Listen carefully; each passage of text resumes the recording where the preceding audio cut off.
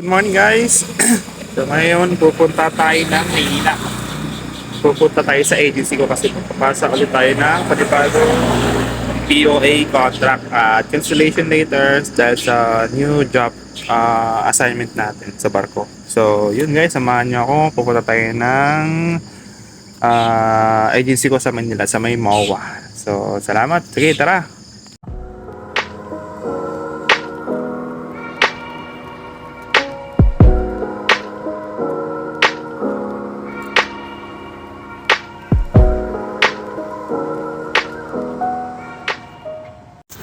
Hello, dito na tayo sa may MOA. So lalakadin na natin dun. Hindi naman siya ganun kalayuan. Ayun. So kasi na-extend na naman ako sa panibagong assignment. Supposed to be dapat ang alis ko bukas. So yun, na-move na naman. Magagawa, apply ulit ng panibago, sa ulit ng mga bagong mga documents sa office para i-proceed na naman yung bagong POE package natin para ma-release yung OEC natin. Tsaga lang, dasal, halaga dasal para yun, at tuloy na tayo sa alis natin. So mawa tayo ngayon sa konting lakad lang sa may Ecom. So sa mga kabaro nating seaman dyan, alam na naman siguro kung saan yung office ng RCCL, di ba? So yun, doon tayo pupunta.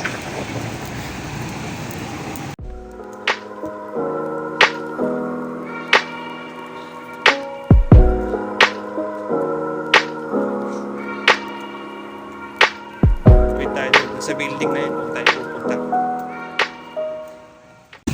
Tiyaga lang, makakasampa rin mga kabaro. Sa mga hindi pa nakakasampa dyan, tiyaga lang tayo. Darating din yung oras natin, huwag kayo mawala ng pag-asa. Kahit makailang move pa yan, antay pa rin tayo. Walang susuko para sa pamilya.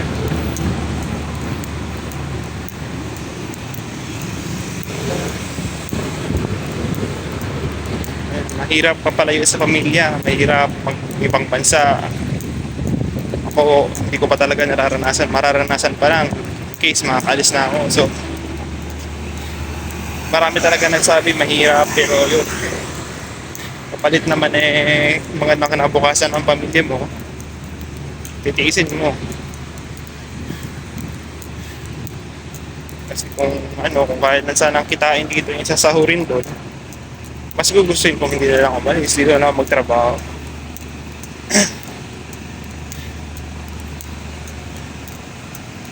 Pero since nagbigay si God ng mas magandang offer sa atin, kahit kailangan natin mag-sacrifice, laban lang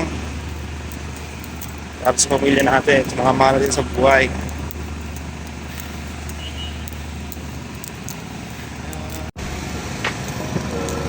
So may seaside tayo. Nalakad lang natin konti yung lagpas sa Manila. Magagaling naman kayo na Cavite, pwede naman kayo sumakay ng bus na papuntang ay dadaan ng Double Dragon, tapos baba kayo, tapos konting lakad lang. Kaya mag-PTEX na lang kayo, may sakaya naman doon papunta dito.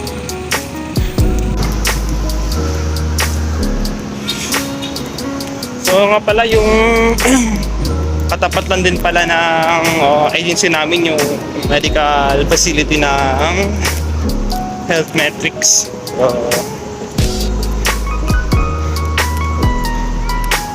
partnership siya ng agency ko in regards to emergency, in regards to medical. So tapat lang ng RCCL company, Health Metrics. So dyan sila. Ito naman yung agency ko. Yun, tapos na tayo magpasa ng documents. Wait na lang natin ang processing. Bago mag September 29. Kasi September 30 ata ang flight. So So, ma-release na yung bagong OEC natin. So, process na yung POA package natin. Dasal lang, dasal. So, yan, pauwi na ako. So, yun. Sabi ko sa inyo, laban lang sa buhay, huwag mawawala ng pag-aasa. Darating at darating din yung oras na para sa'yo. Grab mo na agad pag dumating na.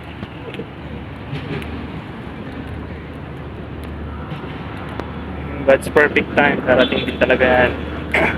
Iwala lang, nakasampa rin tayo. Maraming salamat po sa panonood. Thank you so much sa mga support na binibigay sa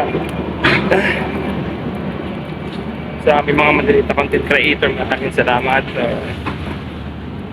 Tapos sa kami nagpapasalamat sa inyo. Walang katumpas yung pag-support nyo sa amin. Kaya kami kahit paano